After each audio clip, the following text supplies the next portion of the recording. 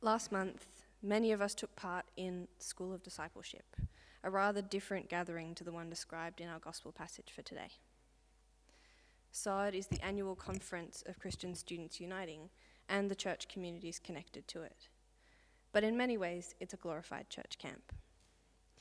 Featuring keynote speakers, communal meals, electives, spirit-filled worship, and the infamous Songfest, SOD is a time that we come together to listen and learn, to see and be seen in the presence of God. This year's School of Discipleship was a transformative experience for me, a moment when I felt held by my community and safe enough to open myself up to being challenged. It has become a ritual that marks the middle of each year, a rhythm that brings me back to the core of my faith and equips me for the months ahead. After not having gathered in person since the pandemic began, SOD this year felt like coming home. While there, we shared sacred meals and conversations, not unlike the Sabbath meal of this passage. We humbled ourselves to listen to the parables disguised in the lives of the people around us. We sang together, and we heard from theologians not often given a platform. Afterwards, I found myself reflecting on the kinds of work we had been called to do. How justice work calls for personal as well as structural transformation. We cannot have one without the other. Societal justice requires us to seriously reflect on our own selves and our relationships to power structures, as well as to form deep relationships with people whose lived experience is different from ours. I think that Jesus' parable in this passage is a similar call to do this work. But first, let's recap what happened. Our story opens on the Sabbath, the day of rest and reflection, when many first-century Jews gather for a ritual meal. Jesus has been invited to share in such a meal at the home of a powerful Pharisee. What we do not hear in the passage read for us earlier is that Jesus pauses on his way to the Pharisee leader's house to heal a man of leprosy. He does this in front of several Pharisees who are rendered speechless by this action on the Sabbath. If you were here last week, you would have heard more about healing on the Sabbath from Gabi's sermon. Upon arriving at his host's home, Jesus is disappointed to witness the guests vying for the best seat at the table. If you have siblings, you have definitely been part of a similar power struggle. It is unclear whether all the guests are Pharisees or if there are other allegedly important people and their relatives among them. Regardless, these guests appear more interested in their own status than in learning from a visiting prophet who dares to heal even on the Sabbath. Perhaps they are so self-involved as to believe they have earned their place at this lavishly set table, and they want those present to know it. Jesus proceeds to tell a story about a dinner guest who assumes the best place at the table for themselves and is then publicly humiliated when asked to move in favor of a more distinguished guest. Using the language of status and shame, Jesus confronts his fellow guests with a most dire punishment, being forced to sit at the lowest place at the table. Self-importance and faith in one's own righteousness above the goodness of others have disgraceful consequences. However, an alternative posture of humility sees Jesus' fictitious dinner guest elevated to a better place at the table in front of those gathered, an opportunity to be honored publicly by the host. Interestingly, Jesus hammers home his point about humbling oneself by continuing to appeal to his audience's self-interest. He doesn't stop there. Giving the writer no time to describe the reaction of Jesus' audience, he then calls his host to account as well.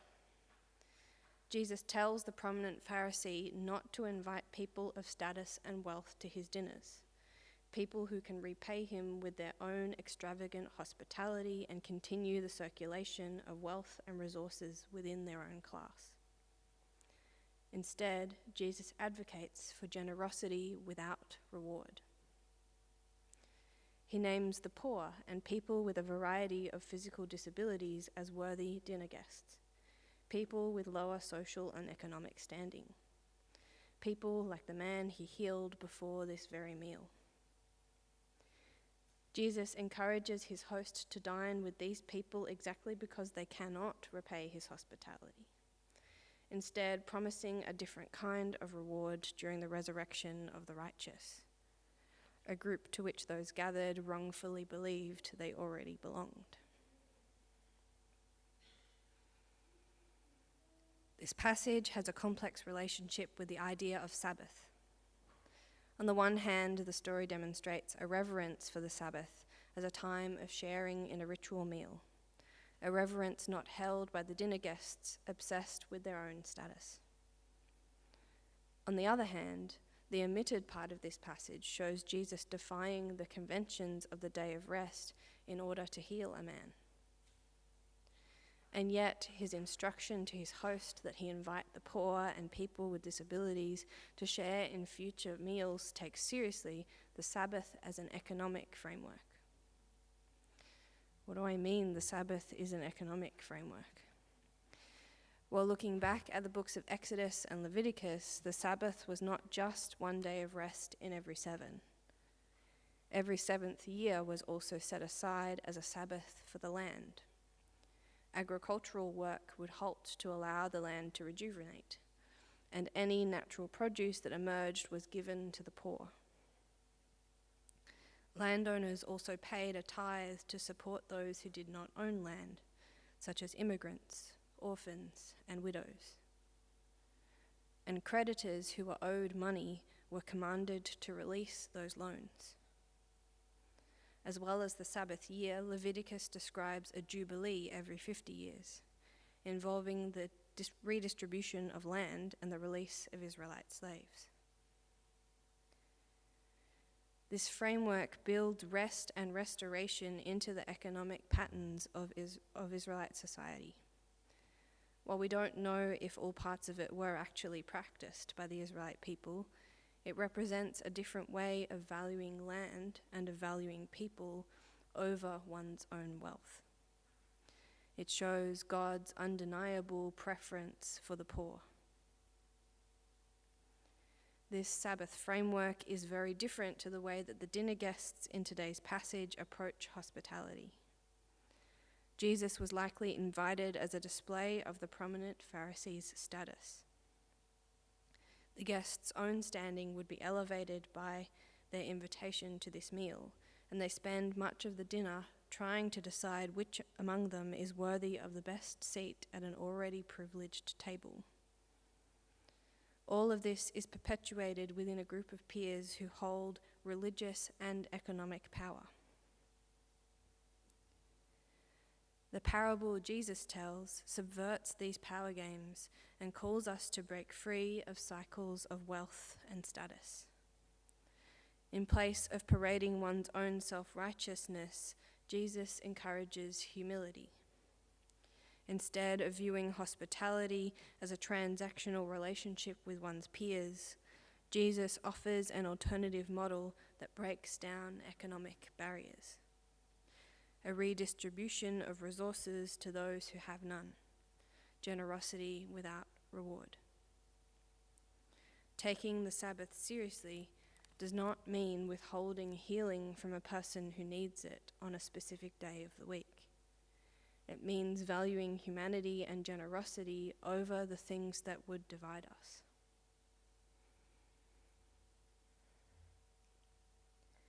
I want us to think about how we practice hospitality as individuals and as a community. Do we give and receive dinner invitations for the sake of bolstering our own status? Are we generous only to those we know can return the favor? Or do we practice an intentionally open table?